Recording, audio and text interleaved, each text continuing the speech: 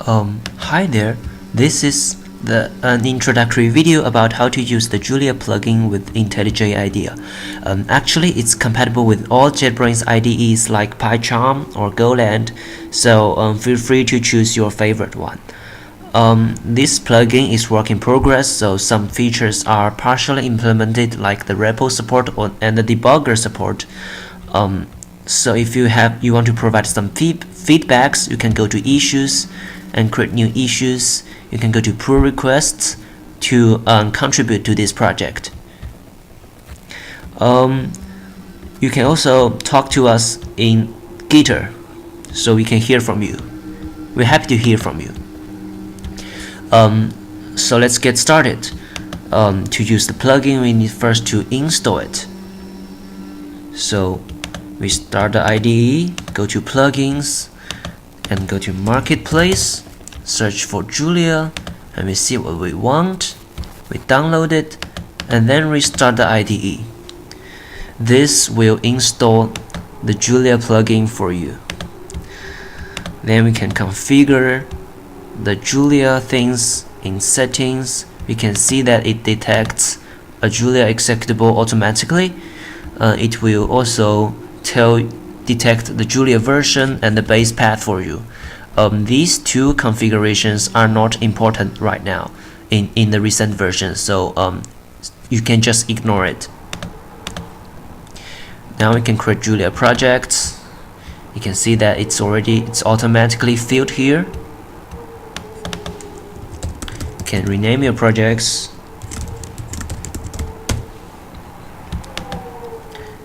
And that's it. We have a Julia project provided. We can create new Julia files.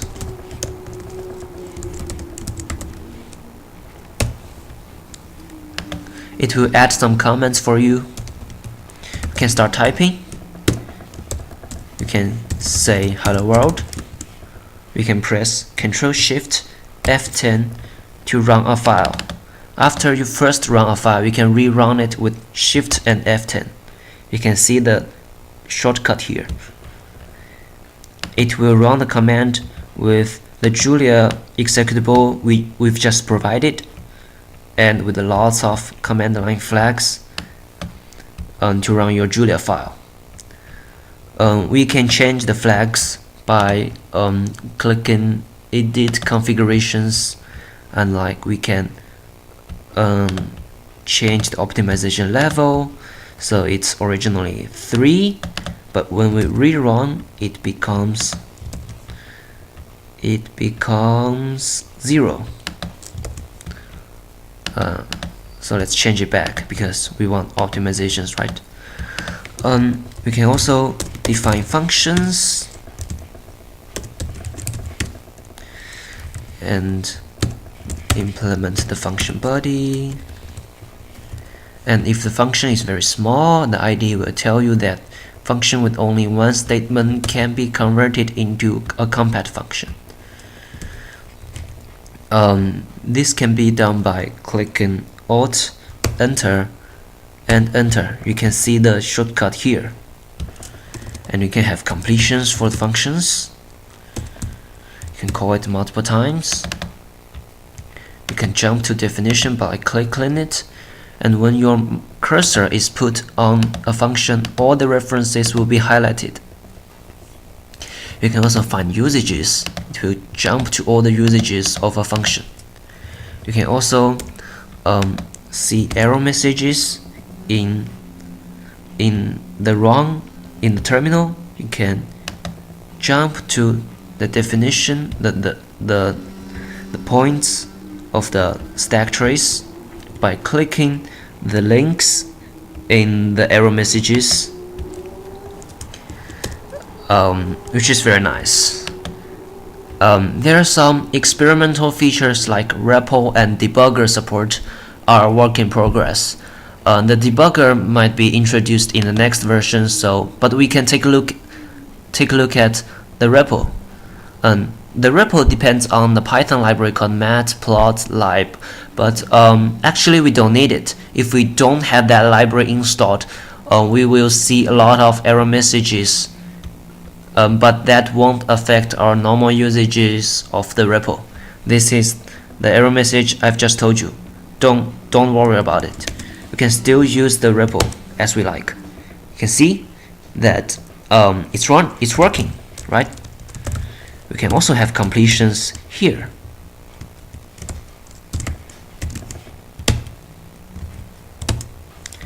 See? And we can send some codes to the repo.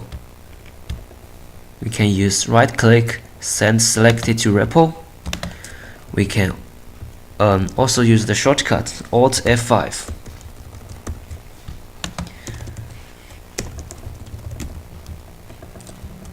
You can run it multiple times. This is very convenient.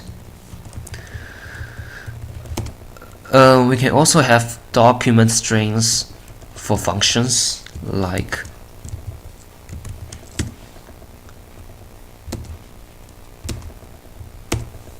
insert docstrings, and it will create a docstring for you. It's highlighted with the Markdown plugin, so make sure you have your Markdown plugin installed. You can also create something like modules.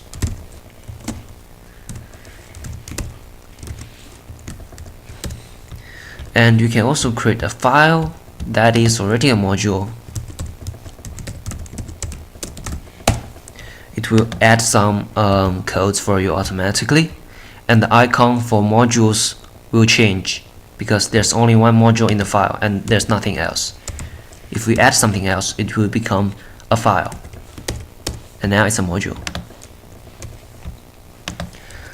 We can also type Unicode things like this. This can be done by using the backslash. When you click backslash, you can have completions for Unicode symbols, which is very nice.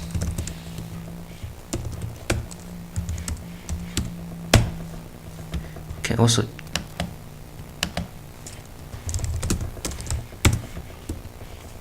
you can go to definitions, find usages.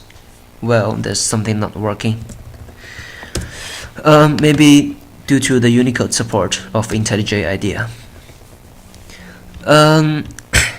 We can also have language injections, like for regular expressions.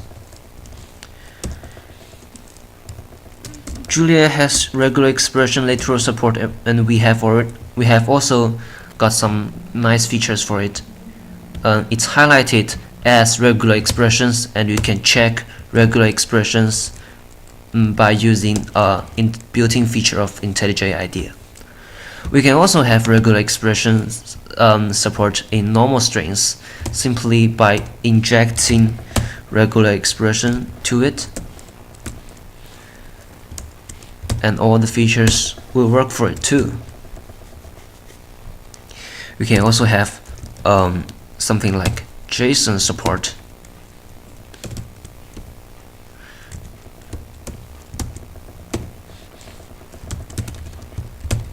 We can inject Json support for it,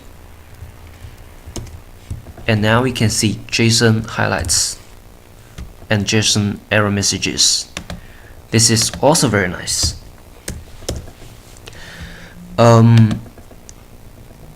I think that's the basics. We can also change the command prompt here by go to settings and change it here,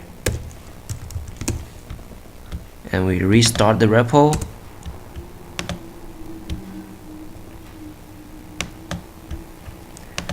And we can see it takes effect. What do I think for an introductory video, this is already enough. Thanks for using the Julia plugin. See you next time, maybe next time. Happy New Year!